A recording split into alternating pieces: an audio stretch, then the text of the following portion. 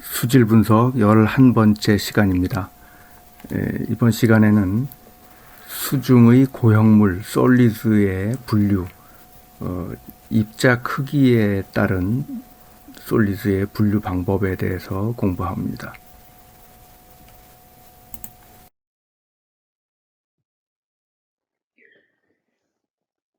수질 분석의 그 원리가 여러 종류가 있다고 했는데, 이번에 소개할 방법은 무게 측정법입니다. Gravimetric Analysis라고 하는데, gravi라는 말은 무게라는 뜻이죠.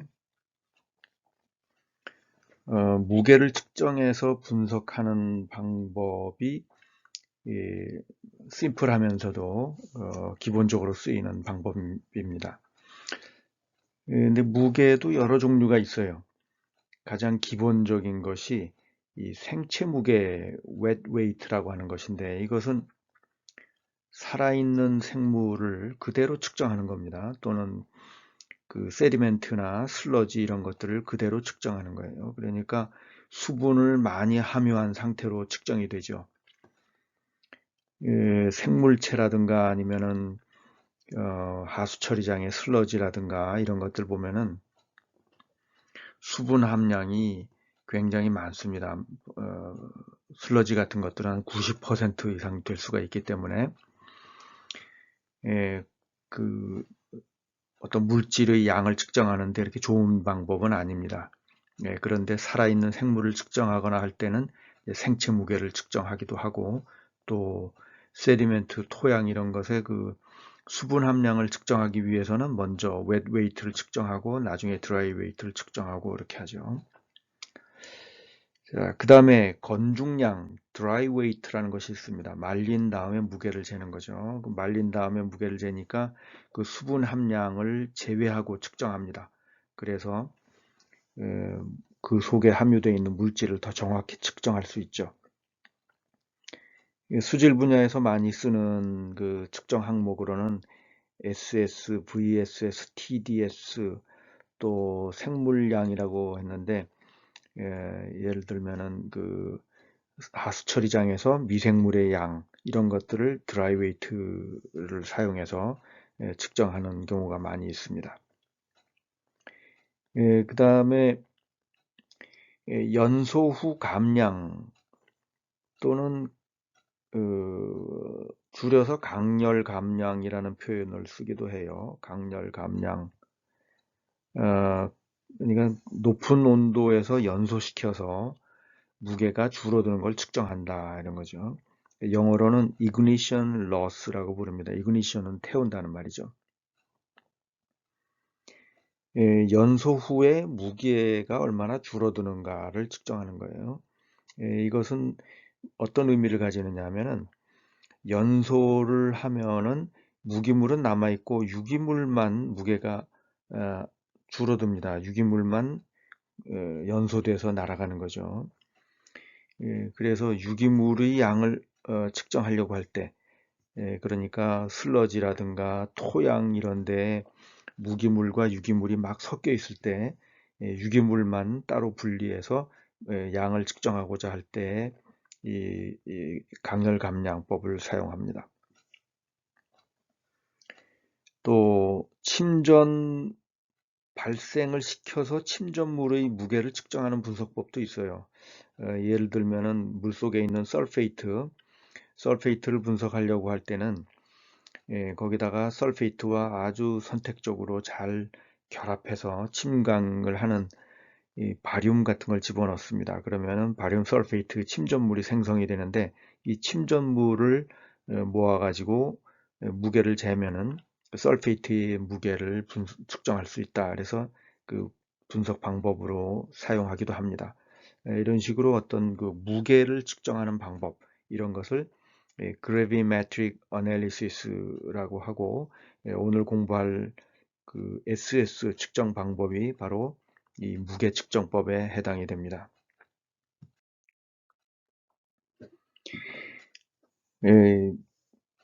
수질 분야에서 솔리드라는 용어를 사용하는 것이 있는데, 고형 물질 또는 고형 물 이렇게 부릅니다. 고형물이라는 고 번역을 했는데 영어의 solid는 뭐 단단한 물질이다 이런 뜻이죠. 그 고형물이 무슨 뜻이냐 하면은 residue on evaporation입니다. 그 residue라는 말은 남는 물질이다라는 말이죠. evaporation 증발을 시킨 다음에 남는 물질이다. 그래서 번역하자면 증발 잔유물 이렇게 번역할 수가 있겠어요. 물을 증발시킨 후에 남는 물질을 무게를 재는 겁니다. 그래서 그 solids는 이제 무게 측정법인 거죠. 이 solids는 어느 한 가지 물질이 아니고 물속에 있는 물질을 뭐 통틀어서 무게를 재는 것이니까 한 가지 물질이 아니죠. 그래서 이 복수형으로 영어로 씁니다. solids라고 s를 붙여서 복수형으로 표기를 합니다. 건조시키는 방법은 보통 105도에서 건조시켜 가지고 남는 물질을 측정을 합니다. 물이 막 물속에 이제 떠 있는 것들이니까 물속에 떠 있는 물질을 측정할 때 물을 다 말려 버리고 드라이 웨이트를 측정하는 거죠. 이 고형물은 그러면 증발을 하면은 어떤 물질이 남느냐 하면은 물과 용존 기체, 휘발성 유기물 이런 것들은 날아갑니다. 물은 물론 증발시키면 날아가죠. 그 다음에 물속에 녹아있던 gaseous material, 그러니까 산소, 뭐 질소 이런 그 가스가 많이 녹아 있는데 이런 것들 다 날아가고 또 유기물 중에서 분자량이 작은 유기물들은 이 물을 증발시키는 정도에서 휘발해서 날아갑니다. 예를 들면은 알코올 같은 건 탄소 2개짜리 유기물이죠. 그런 탄소가 1개, 2개 뭐 이런 작은 분자들은 쉽게 휘발해서 날아가 버립니다. 이온성 물질은 증발시켜도 날아가지 않고 남습니다. 이온성 물질은 그 이온들 간의 강력한 전기적인 인력에 의해서 결합을 하고 물에서 탈출을 하지 못하고 침전이 됩니다. 그러니까 이온성 물질들은 대부분이 이 고형물 측정할 때 측정이 된다는 거죠. 또 고분자는 잔유한다. 그러니까 분자가 작은 것들은 휘발이 잘 되는데 큰 것들은 휘발이 잘 안 되고 예를 들면은 단백질이나 탄수화물 이런 것들은 휘발되지 않고 남는다는 거죠. 또 암석기원의 미네랄 이런 것도 잔류하죠. 또 생물세포도 잔류하고 이래서 이렇게 증발시킨 다음에 남는 물질 이런 것들을 고형물이라고 부릅니다. 고형물은 몇 가지 타입으로 분류를 합니다. 먼저 입자 크기에 따른 분류가 있어요. particulate solids라는 것이 있고 particulate라는 것은 입자성이라는 말이죠. 입자로 구성되어 입자의 크기 정도를 가지고 있다는 것이고 dissolved solid라고 되는데 dissolved라는 말은 물에 녹았다 이런 뜻입니다. 물에 완전히 용해되어 있다. 그러니까 번역하자면은 용존 또는 용존성 이렇게 번역할 수가 있겠죠. 이렇게 입자 크기에 따라서 분류하는 방법도 있는가 하면은 또 유기물과 무기물을 구분하는 이런 분류도 있습니다. 유기물은 organic matter, 무기물은 inorganic matter 이렇게 구분을 하는데 유기물과 무기물을 구분하는 방법은 그 연소 앞에서 잠시 소개했던 연소 후에 남느냐 날아가느냐 이걸 가지고 구분을 합니다. 또 솔리드를 침강성에 따라서 분류하는 것도 있습니다. 침강성 또는 침강 속도라고 말할 수도 있죠. 그러니까 침강 속도가 빠른 것은 침강이 잘 되는 물질이니까 세틀러블, 침강성 솔리드라고 부를 수가 있고 일정 시간 지난 후에도 물에 그대로 계속 떠 있으면 그것은 non-settleable solid, 비침강성 고형물이다 이렇게 볼 수가 있겠습니다.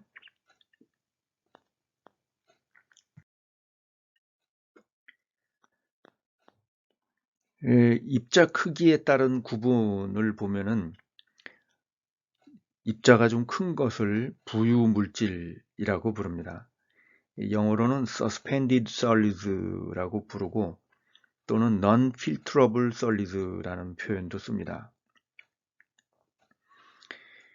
suspended라는 표현은 무슨 뜻이냐면은 물 위에 이렇게 떠 있다는 뜻이에요. suspend가 suspension, 뭐 어디 떠 있는 것을 말하죠. 그래서 과거에 이것을 현탁 고형물이라고 번역을 했었습니다. suspended solids를 그대로 번역을 해서 일본식 번역으로 현탁 고형물이라고 부르다가 최근에는 이것을 그냥 부유물질이라는 용어로 바꾸었습니다. 그래서 suspended solids는 부유물질이라고 부릅니다. 영어에서 좀 헷갈리는 단어가 이 non-filterable이라는 말인데, non-filterable이라는 말은 필터를 통과하지 못하는 이런 뜻입니다. 이게 좀 헷갈리는 단어인데, 필터라는 단어가 있어요. 필터라는 단어를 보면은 여과지로 거르다라는, 우리가 보통 여과한다고 할 때는 거른다는 뜻이죠. 거른다는 뜻인데 영어에서는 우리가 생각하는 거른다는 것은 입자를 완전히 걸러서 제거해낸다 이런 뜻인데, 어떤 경우에는 그 걸러내고 부유물을 제거한다. 그러니까 물은 스며나가죠. 물은 빠져나가죠. 그래서 그 물은 여과지를 빠져나간다. 이런 의미로도 어느 정도 사용이 됩니다. 그래서 이 non-filterable이라는 뜻은 여기서 뭐냐 하면은 여과지를 통과하지 못하는 이런 뜻이에요. filterable이라는 단어는 여과지를 통과하는 이라는 뜻이고, non-filterable은 여과지를 통과하지 못하는 이런 뜻으로 쓰입니다. 또 여과지를 스며 나온 물, 통과해 나온 물을 명사로 filtrate라고 부릅니다. filtrate. 그래서 우리가 생각하는 필터, 여과할 수 있는 물, 여과되지 않는 물질, 뭐 이런 것하고는 조금 단어의 뉘앙스가 좀 다릅니다. 그래서 부유물, 그러니까 여과지를 통과하지 못하는 것이 non-filterable solid다. 이렇게 되어 있습니다. 자, 그러면 여과지를 통과하지 못하는 물질이라고 되어 있는데, 그럼 어떤 여과지를 쓰느냐? 표준으로 사용하는 것이 글래스 파이버 필터입니다. 유리 섬유 여과지입니다. 유리 섬유 여과지 중에서 지금 표준으로 쓰이는 게 와트만 GFC라고 하는 필터입니다.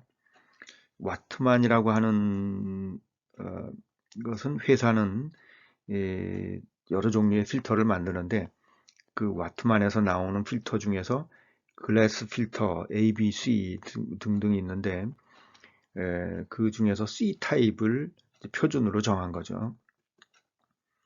대략 한 1.2 마이크론 정도에서 어느 정도 걸러진다고 보면 돼요.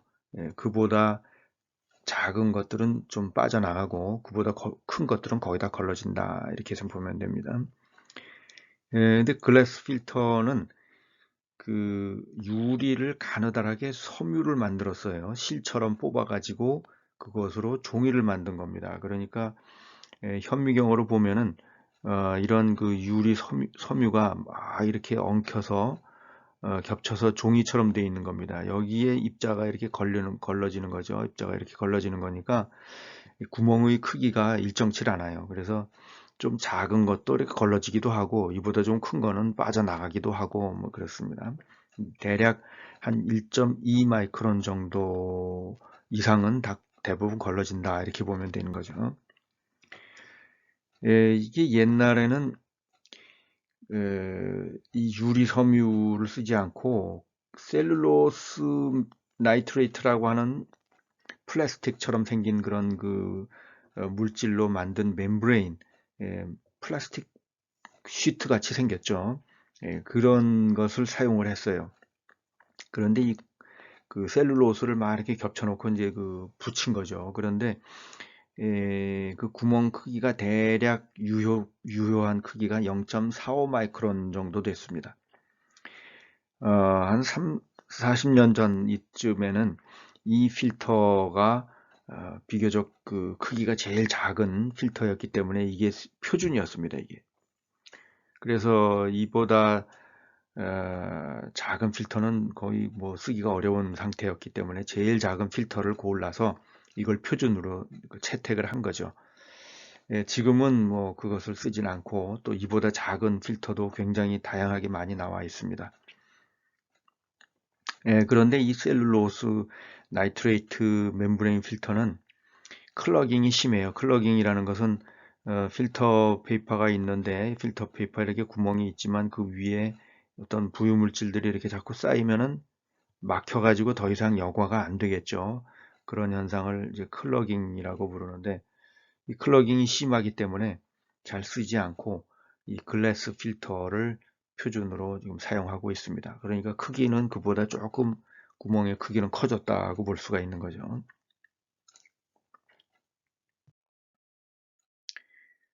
그럼 SS는 어떻게 측정하느냐 하면은 글래스 필터를 가지고 GFC로 측정을 하는데 이 여과지를 먼저 세척하고 건조시켜서 무게를 측정해 두어야 합니다. 증류수로 그 3회 여과 세척을 한다고 되어 있는데 이 세척을 하는 이유는 유리 섬유를 이렇게 포개해서 종이처럼 만들었기 때문에 유리가 그 섬유가 부서진 가루들이 나올 수가 있습니다. 그래서 유리 섬유를 이렇게 물로 씻으면은 가루들이 좀 떨어져 나갑니다. 그러면 무게 감소가 생기죠. 그러니까 그냥 측정하면은 이 유리 섬유가 떨어져 나가서 무게가 감소하는 것이 그 반영이 되기 때문에 오차를 주게 됩니다. 그래서 미리 유리 섬유 가루를 씻어내고 그 다음에 건조시킨 다음에 건조는 그 드라이 웨이트를 측정하는 기본은 105도입니다. 105도, 105도에서 110도 정도 사이에서 건조를 시켜요. 그러니까 100도를 좀 넘어야 물이 끓는 온도가 넘어가는 거죠. 어떤 물체 속에 물방울들이 이렇게 파묻혀 있는 경우들이 있습니다. 이런 것들을 100도가 넘어가야 이게 이제 끓어가지고 그 기화가 돼서 날아가죠. 그래서 건조하는 방법은 대부분 105도 이상에서 건조합니다. 그 다음에 건조한 것을 공기 중에 내놓으면은 그 온도가 달라지면서 또 그 수분이 달라붙어 가지고 무게가 달라질 수가 있어요. 그래서 냉각시킬 때 건조기 디스케이터에 넣어서 그 안에서 냉각하고 보관했다가 무게를 측정하고 또 사용하고 이래야 됩니다. 데시케이터로는 요즘 흔히 물 먹는 하마라고 하는 염화칼슘이 들어있는 그런 용기를 사용하면 되죠. 무게는 보통 0.1mg 단위까지 측정을 합니다. 이렇게 해서 미리 무게를 측정해 둔 여과지, 무게를 그러니까 여과지를 하나씩 포장해서 거기에다가 무게를 써놔야죠. 무게를 써놓고 보관했다가 그것을 꺼내서 시료를 여과합니다. 시료 여과하는 양은 부유물이 많은 경우에는 뭐 한 100ml만 여과해도 되지만 소양호처럼 맑은 물인 경우에는 한 4리터 정도 여과를 해야 돼요. 그래도 부유물이 아주 조금밖에 없습니다. 또 바닷물 같은 경우도 뭐 한 4리터, 5리터 여과해야 부유물이 조금 그런 채집이 되는 그 상태가 됩니다. 그 시료는 최대한 많이 여과를 해야 돼요. 그래야 거기에 걸러지는 솔리드의 양이 많기 때문에 무게를 정확히 측정할 수 있게 됩니다. 그 다음에 여과 후에는 증류수를 통과시켜서 용존 물질을 세척합니다. 필터 페이퍼에 시료가 묻어 있죠. 시료가 젖어 있죠. 그런데 그 시료 속에는 부유 물질이 아니라 물에 녹아 있는 용존 물질도 있습니다. 그 용존 물질을 증류수를 흘려보내서 그 용존 물질을 증류수로 다 바꾸어 놓는다 하는 거죠. 그러면 물이 묻어 있어도 나중에 용존 물질은 없으니까 무게에 오차를 주지 않습니다. 보통 담수에서는 뭐 이게 이렇게 큰 심각한 그 오차를 주지 않는데, 해수의 경우에는 그 물 속에 녹아 있는 염분이 굉장히 많습니다. 그러니까 SS 부유물질에 비해서 용존되어 있는 그 염분이 훨씬 더 많기 때문에 이 소금물을 그 증류수를 몇 번 헹궈 가지고 흘려보내서 그 소금물을 다 증류수로 바꿔 놓아야 된다는 거죠. 염분을 세척해내야 그 염분으로 인한 오차를 줄일 수가 있습니다. 그렇게 해서 필터 시료를 필터한 후에 그 필터를 또 건조시키는 거죠. 그래서 무게가 이제 W2가 되면은 W2와 W1의 차이가 그 SS가 되는 거죠. 그 다음에 VSS라는 것이 뒤에 이제 나오는데, VSS를 측정하기 위해서 이 머플 퍼니스를 500도씨에서 여과지를 연소해 가지고 냉각 후에 또 무게를 재고 연소 후에 얼마나 무게가 줄었는가를 측정을 합니다. 그러니까 여기서 보면은 W2에서 W3를 빼죠. W2에서 W3의 차이가 뭐냐면 그 연소해 가지고 태우는 과정에서 날아간 그 유기물의 양이 됩니다.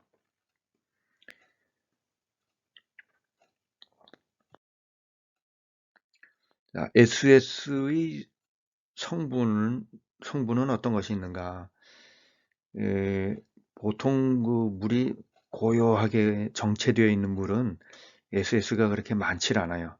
그런데 비가 와서 막 빨리 흐르는 물은 비 오는 날 이 SS가 굉장히 높아집니다. 그 성분은 뭐냐면은 클레이라는 것은 토양이죠. 토양의 성분이 그 침식이 돼서 SS가 많은 곳은 이 토양 침식이 많은 지역이에요. 농경지, 가파른 농경지라든가 뭐 이런 또 토목 공사 현장 이런 곳에서 SS가 많이 나옵니다. 토양에 의해서. 또 산림에서는 이 드브리라고 해서 발음을 드브리라고 합니다. 원래 프랑스어에서 기원한 단어라 끝에 S를 발음하지 않고 드브리라고 부르는데, 낙엽이 잘게 부스러져서 떠내려오는 것, 이것을 드브리라고 부릅니다. 비가 오고 나면 호수에 이 낙엽 부스러기들이 많이 가라앉기도 하고 떠 있기도 하고 그래요. 그럼 이것을 드브리라고 하는데, 비 오는 날 이제 이게 많이 산에선 많이 내려올 수가 있죠. 비가 오지 않는 갈수기 또는 물이 고여이 고여 있는 그 호수 이런 곳에서는 주로 플랑크톤입니다. 플랑크톤이라는 것은 대부분이 LG라고 하는 생물은 그 광합성을 하는 미소 생물, 단세포 생물들을 LG라고 하죠. 그 외에 박테리아도 좀 소량 들어 있습니다. 근데 비가 오는 날 그 하천에서 보면은 토사가 아주 심하게 이렇게 흘러내려오는 것을 볼 수가 있어요. 그때 토사가 많이 내려오면은 그것을 그 하천학에서는 뭐라고 부르냐면 suspended sediment라는 표현을 씁니다.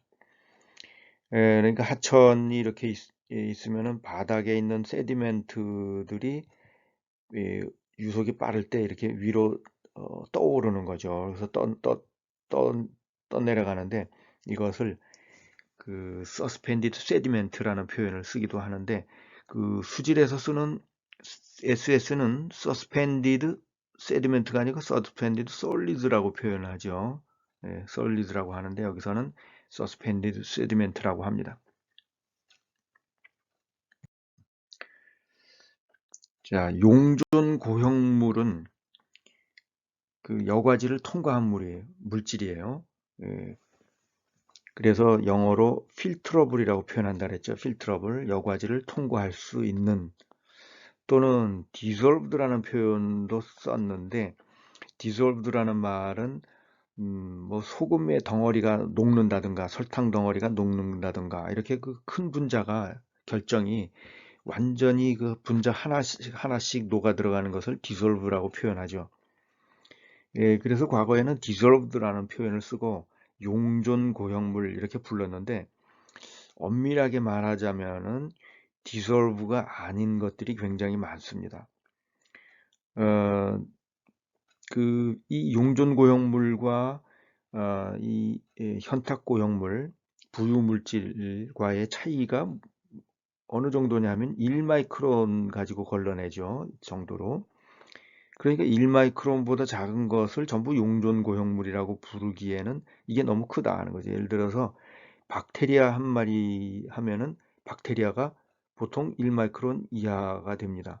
그럼 박테리아 세포가 전체가 이 필터를 빠져나가서 측정이 되는데, 이걸 디솔브드라고 표현할 수 있느냐? 여기에는 뭐 단백질 덩어리, 핵산도 덩어리도 있고 뭐 그런 건 디솔브드가 아니다. 입자는 입자인데 좀 작은 입자다, 이렇게 볼 수가 있죠. 그 1마이크론 이하의 작은 입자들을 부르는 용어가 있는데, 그 콜로이드라고 부릅니다. 콜로이드라고 하는 것은 대략 한 1마이크론 이하 정도의 작은 입자들을 말하는 거예요. 그러니까 이 콜로이드는 용존되어 있다, 용해되었다고 말할 수가 없는 그런 작은 입자들인데 왜 용존 고형물이라고 부르느냐? 그래서 과학적으로 더 타당한 말이 뭐냐면 필트러블이다. 필터를 통과해 나간다. 필터를 스며해 나갈 수 있는 물질이다. 이렇게 표현하자. 그래서 최근에 그 일부 표준 용어로는 필트러블 솔리드라는 용어를 씁니다. 그런데 아직도 전통적으로 과거에 쓰던 관행대로 dissolved solid라고 쓰는 사람들이 더 많아요. 또 total dissolved solid는 TDS라고 부르는데, 용존 고형물, 이 TDS라는 용어를 필트러블 솔리드라는 용어보다 훨씬 더 많이 사용하고 있습니다. 예를 들면은 그 전기 전도도로 측정하는 그 기기, 염분이라든가 이런 걸 측정하는 기기에 보면 TDS라고 표시가 되어 있어요. 필트러블 솔리드라고 하지 않고. 여과지를 통과한 물, 여과지를 통과한 물을 필트레이트라고 표현한다 그랬죠. 필트레이트. 그러니까 스며 나간 물이다, 이런 뜻입니다. 필트레이트 명사로. 필트레이트를 증발시킵니다. 그래서 증발 잔유물의 무게를 측정해요. 이것을 담수에서는 TDS라고 부르는데 해양에서는 이것을 염분, salinity라고 부릅니다. 측정을 하기 위해서는 보통 100ml를 증발시키는데, 그 용기의 무게가 너무 무거우면은 그 미량 남는 것을 측정하기가 어렵죠. 그러니까 아주 얇은 금속, 백금이나 뭐 스테인레스 스틸로 된 용기에 넣어서 증발시킵니다. 백금이 제일 좋아요. 아주 얇고 가벼운 그 용기를 만들 수가 있습니다. 그런데 100ml를 증발시키면은 거기에 보통 그 증발 잔유물이 얼마나 남느냐면은 한 10mg에서 뭐 많아야 100mg 이 정도 남아요. 그러니까 이걸 그 몇십 그램 되는 용기에서 몇 10mg 정도 증가하는 것을 측정해야 되니까 굉장히 섬세한 측정이 필요하고, 증발시키는데 시간이 오래 걸립니다. 물 100ml를 그 증발시키려면 105도에서 한다고 해도 한참 시간이 걸립니다. 그러니까 실제로는 TDS는 거의 측정을 하질 않아요. 거의 측정을 하지 않고, 지난번에 전기 전도도를 공부했죠. 전기 전도도가 물속의 이온성 물질과 아주 상관이 높다. 이온성 물질의 총량을 나타내는 간접 지표로 쓰인다고 했죠. 그래서 이 전기 전도도를 측정해서 이것으로 추정하는 것으로 대체합니다. 실측은 거의 하질 않습니다.